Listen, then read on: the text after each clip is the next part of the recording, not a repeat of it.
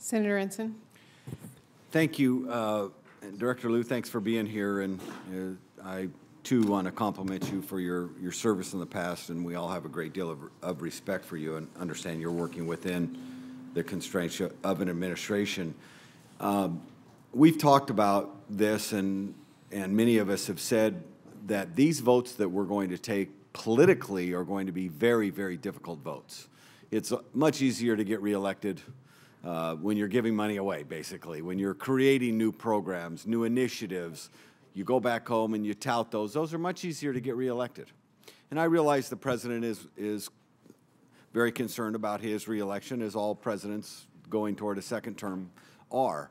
But this is not a time in our country where we can afford to worry about our elections nearly as much as we can the country. And this was not a time for, in my opinion, political cowardice. I believe that this budget misses the mark dramatically because the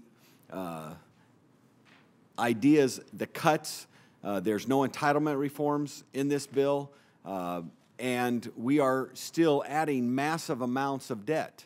You said we're living within our means. Now, let me just try to ask you, if you were a family, okay, you use the family credit card as the example, okay? And you said that, well, we first, and I agree with you, first have to tear up the credit cards. But tearing up the credit cards mean you're not increasing spending, okay? You're not increasing spending. Does this, not as a percentage of the economy, does this bill increase spending? But if I could just use the example again, if you stop adding to the balance on your credit card, you still add interest while you're paying it down. That's right. So it's the same. The analogy is the same. It is correct. And so we're getting further in debt because of our interest rate. Yeah. Every family knows that. So this bill, because the spending cuts aren't enough, allows the interest rates to take us further into debt, is the point.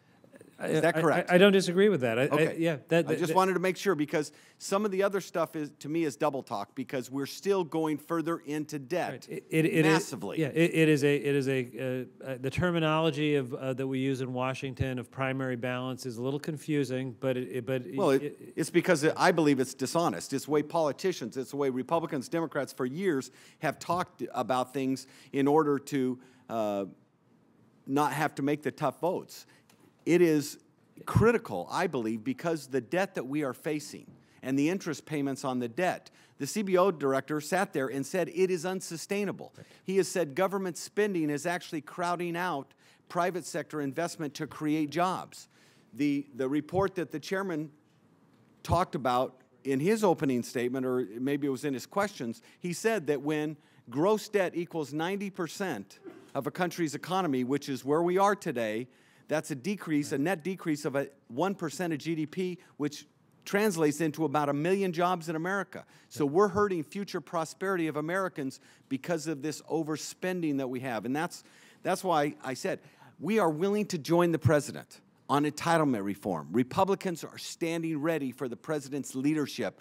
I hope you take that message back to him. We'll make the tough votes. We'll take but we can't do it alone. Republicans are in the minority in the U.S. Senate. We need to join with Democrats to do this. I think the chairman has shown leadership on this, but we need desperately White House leadership.